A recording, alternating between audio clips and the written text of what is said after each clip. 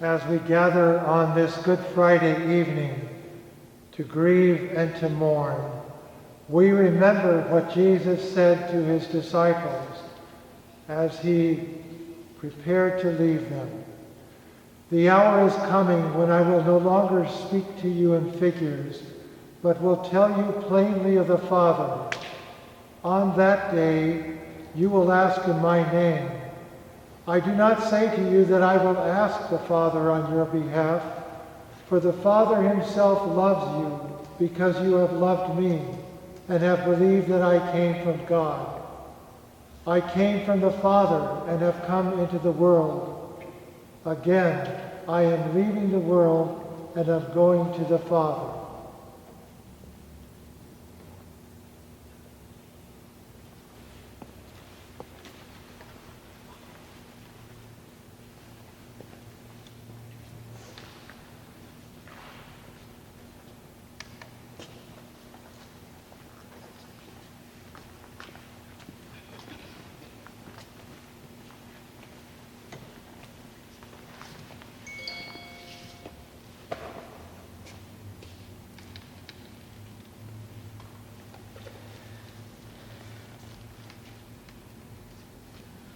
Are ye able, said the Master, to be crucified with me?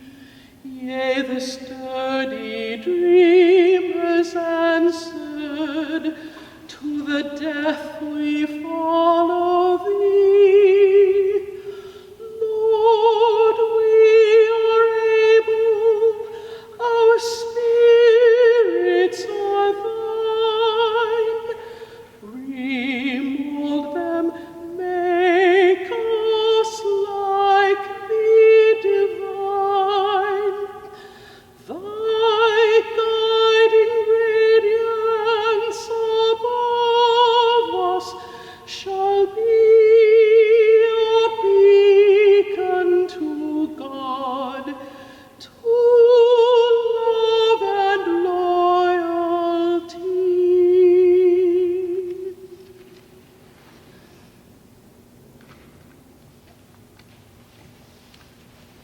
Let us pray. Draw us nearer to you, O Christ, even in this time of trial and death. Give us the courage to be faithful in the face of every threat and all fear, as we grieve with you, O merciful God, at betrayal and crucifixion. Show us the light of hope that is your love, and set us on the pathway of peace, as we walk with Jesus and pray in his way. Our Father, who art in heaven, hallowed be thy name. Thy kingdom come, thy will be done on earth as it is in heaven. Give us this day our daily bread, and forgive us our trespasses, as we forgive those who trespass against us. And lead us not into temptation, but deliver us from evil. For thine is the kingdom, and the power, and the glory forever. Amen.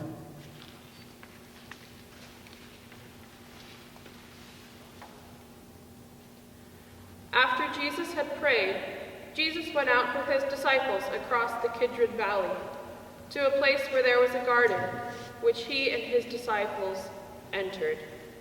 Now Judas, who betrayed him, also knew the place, because Jesus often met there with his disciples. So Judas brought a detachment of soldiers, together with the police, from the chief priests and the Pharisees. And they came there with lanterns and torches and weapons. Then Jesus, knowing all that was to happen to him, came forward and asked them. Whom are you looking for? They answered, Jesus of Nazareth. Jesus replied, I am he. Judas, who betrayed him, was standing with them. When Jesus said to them, I am he, they stepped back and fell to the ground. Again he asked them, Whom are you looking for? And they said, Jesus of Nazareth. Jesus answered, I told you that I am he. So, if you are looking for me, let these men go. This was to fulfill the word that he had spoken. I did not lose a single one of those whom you gave me. Then Simon Peter, who had a sword, drew it, stuck it in the high priest's slave, and cut off his right ear. The slave's name was Malchus. Jesus said to Peter, Put your sword back into its sheath. Am I not to drink the cup that the Father has given me?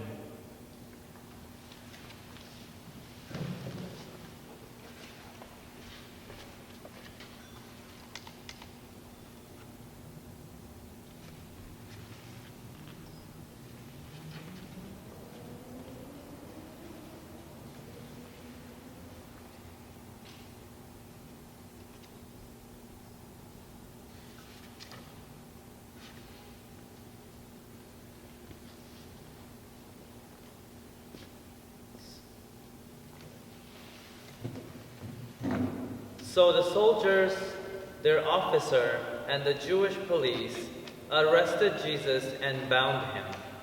First, they took him to Annas, who was the father-in-law of Caiaphas, the high priest that year.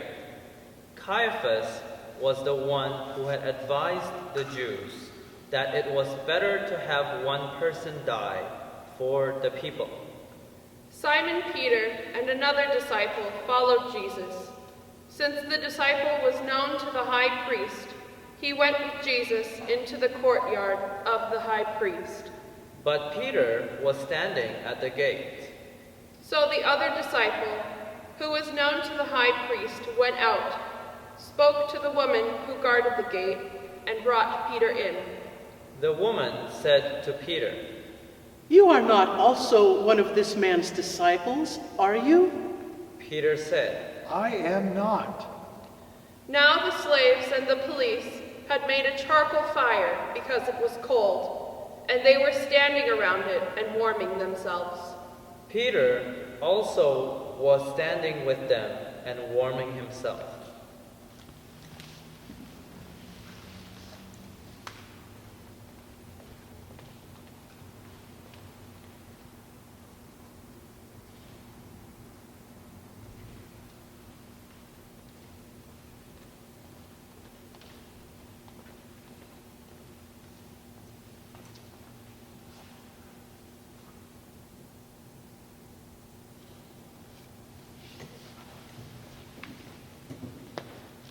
Then the high priest questioned Jesus about his disciples and about his teaching. Jesus answered, I have spoken openly to the world.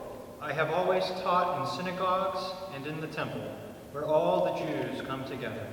I have said nothing in secret. Why do you ask me? Ask those who heard what I said to them. They know what I said. When he had said this, one of the police standing nearby struck Jesus on the face, saying, Is that how you answer the high priest? Jesus answered, If I have spoken wrongly, testify to the wrong. But if I have spoken rightly, why do you strike me?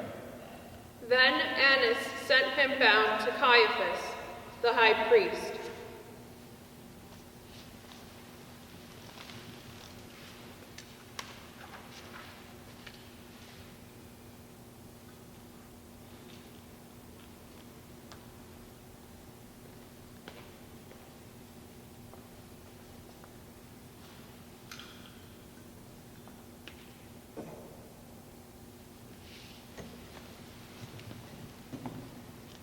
Now Simon Peter was standing and warming himself. They asked him, You are not also one of his disciples, are you? He denied it and said, I am not. one of the slaves of the high priest, a relative of the man whose ear Peter had cut off, asked, Did I not see you in the garden with him? Again Peter denied it, and at that moment the cock crowed.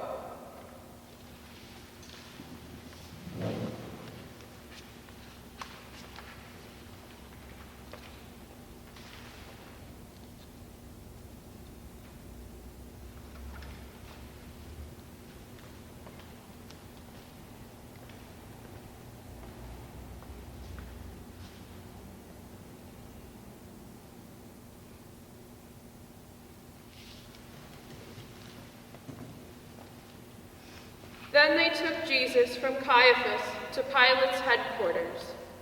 It was early in the morning. They themselves did not enter the headquarters, so as to avoid ritual defilement and to be able to eat the Passover. So Pilate went out to them and said, "What accusation do you bring against this man?" They answered, If this man were not a criminal, we would not have handed him over to you. Pilate said to them, "Take him yourselves and judge him according to your law." The Jews replied, We are not permitted to put anyone to death. This was to fulfill what Jesus had said when he indicated the kind of death he was to die. Then Pilate entered the headquarters again, summoned Jesus, and asked him, "Are you the king of the Jews?" Jesus answered, Do you ask this on your own, or did others tell you about me? Pilate replied, "I am not a Jew, am I? Your own nation and the chief priests have handed you over to me. What have you done?" Jesus answered, My kingdom is not from this world. If my kingdom were from this world, my followers would be fighting to keep me from being handed over to the Jews. But as it is, my kingdom is not from here. Pilate asked him, "So, you are a king?" Jesus answered, You say that I am a king. For this I was born, and for this I came into the world to testify to the truth. Everyone who belongs to the truth listens to my voice. Pilate asked him, "What is truth?"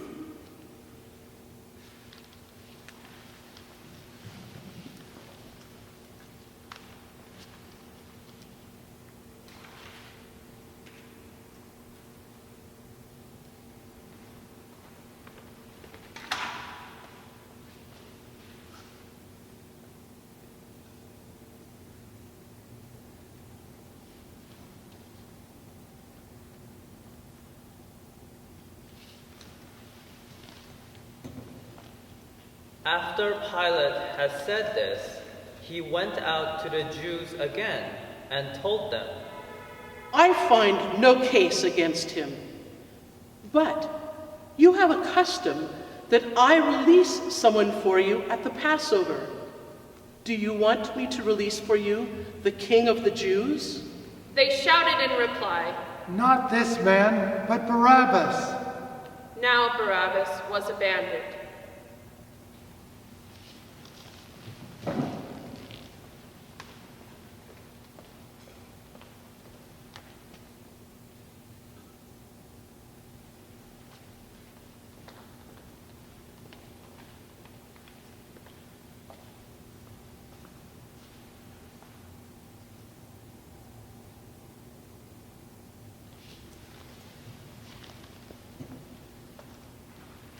Then Pilate took Jesus and had him flogged. And the soldiers wove a crown of thorns and put it on his head. And they dressed him in a purple robe. They kept coming up to him, saying, Hail, King of the Jews! and striking him on the face. Pilate went out again and said to them, "Look, I am bringing him out to you to let you know that I find no case against him." So Jesus came out, wearing the crown of thorns and the purple robe. Pilate said to them, "Here is the man." When the chief priest and the police saw him, they shouted, Crucify him! Crucify him! Pilate said to them, "Take him yourselves and crucify him. I find no case against him." The Jews answered him, We have a law, and according to that law, he ought to die because he has claimed to be the Son of God.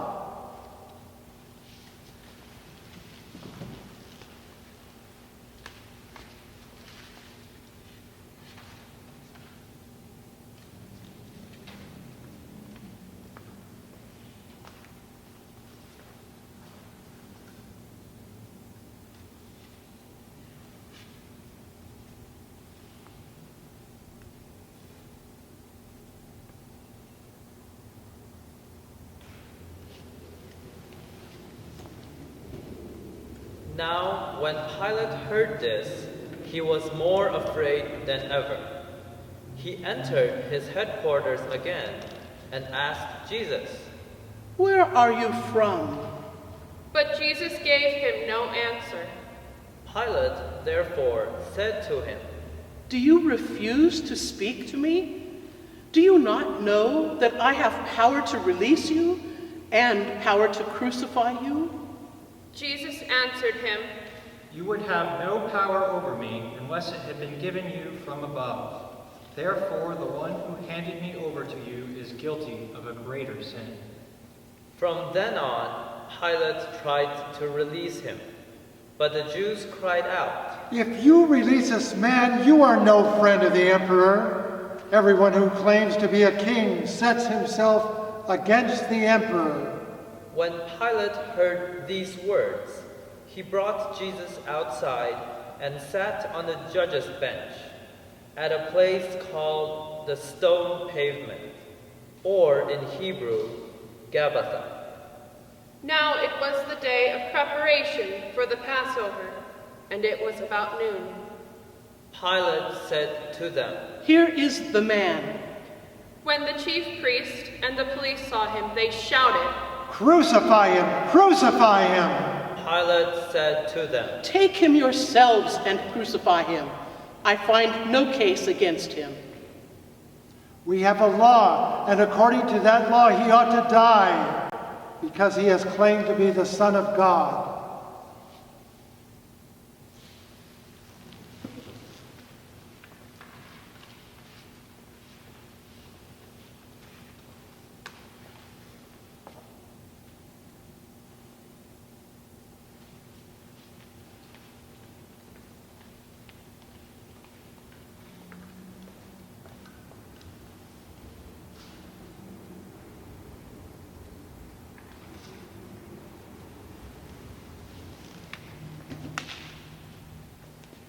So they took Jesus, and carrying the cross by himself, he went out to what is called the place of the skull, which in Hebrew is called Golgotha. There they crucified him, and with him 2 others, one on either side, with Jesus between them. Pilate also had an inscription written and put on the cross. It read, Jesus of Nazareth, the King of the Jews. Many of the Jews read this inscription because the place where Jesus was crucified was near the city, and it was written in Hebrew, in Latin, and in Greek. Then the chief priest of the Jews said to Pilate, Do not write the King of the Jews, but that this man said, I am King of the Jews. Pilate answered, "What I have written, I have written."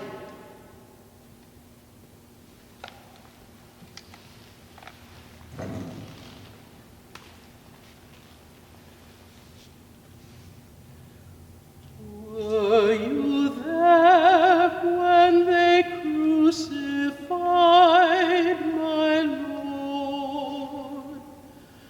Were you there when they crucified my Lord? Oh, sometimes it causes me to tremble, tremble, tremble.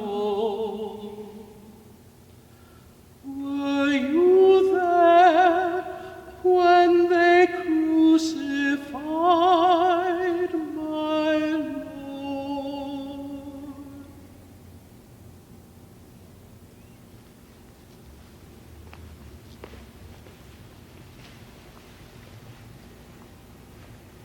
When the soldiers had crucified Jesus, they took his clothes and divided them into 4 parts, one for each soldier.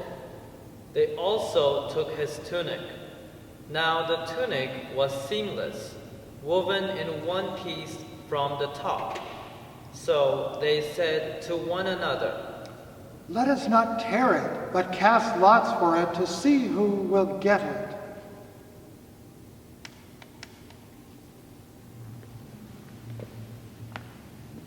This was to fulfill what the scripture says. They divided my clothes among themselves, and for my clothing they cast lots. And that was what the soldiers did.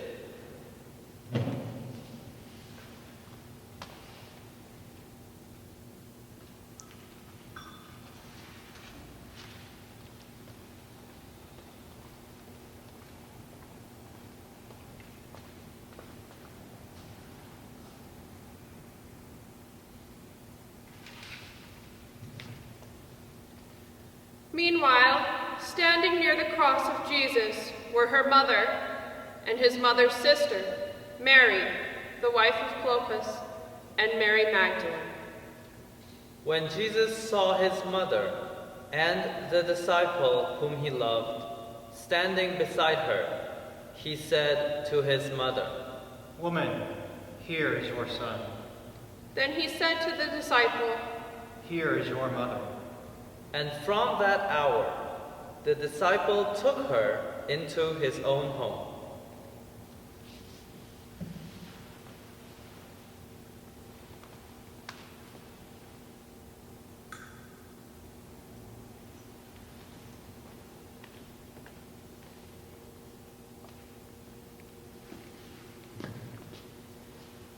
After this, when Jesus knew that all was now finished, he said, in order to fulfill the scripture, I am thirsty. A jar full of sour wine was standing there.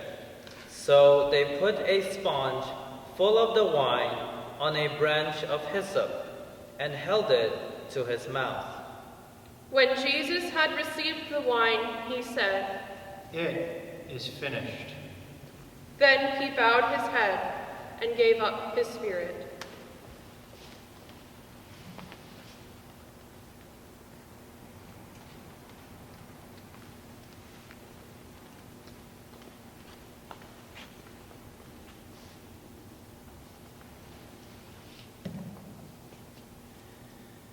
Since it was the day of preparation, the Jews did not want the bodies left on the cross during the Sabbath, especially because that Sabbath was a great day of solemnity.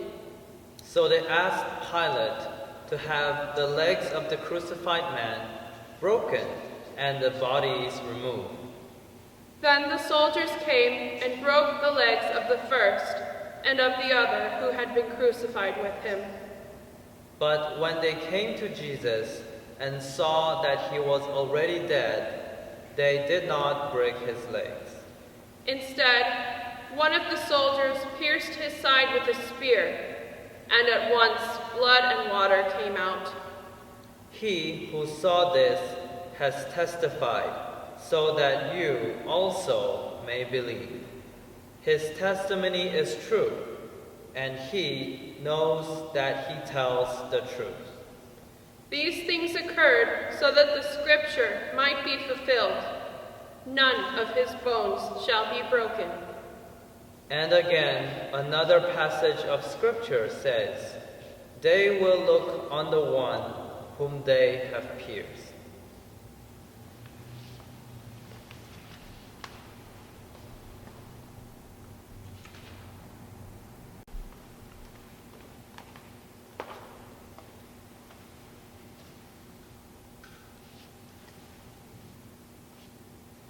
After these things, Joseph of Arimathea, who was a disciple of Jesus, though a secret one because of his fear of the Jews, asked Pilate to let him take away the body of Jesus. Pilate gave him permission, so he came and removed his body. Nicodemus, who had at first come to Jesus by night, also came, bringing a mixture of myrrh and aloes, weighing about 100 pounds. They took the body of Jesus and wrapped it with the spices in linen clothes according to the burial custom of the Jews. Now there was a garden in the place where he was crucified, and in the garden there was a new tomb in which no one had ever been laid. And so, because it was the Jewish day of preparation, and the tomb was nearby, they laid Jesus there.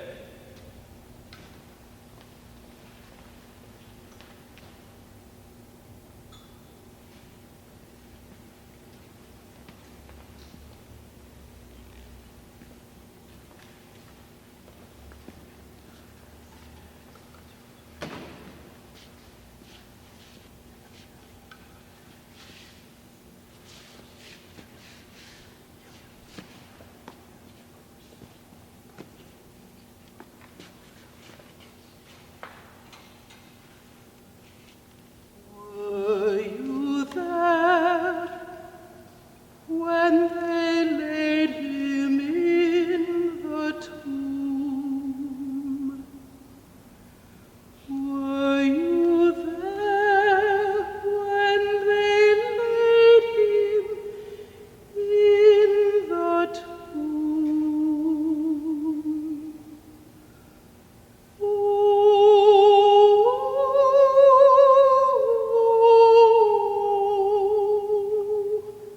Sometimes it causes me to tremble, tremble, tremble. Were you there when they laid him in the tomb?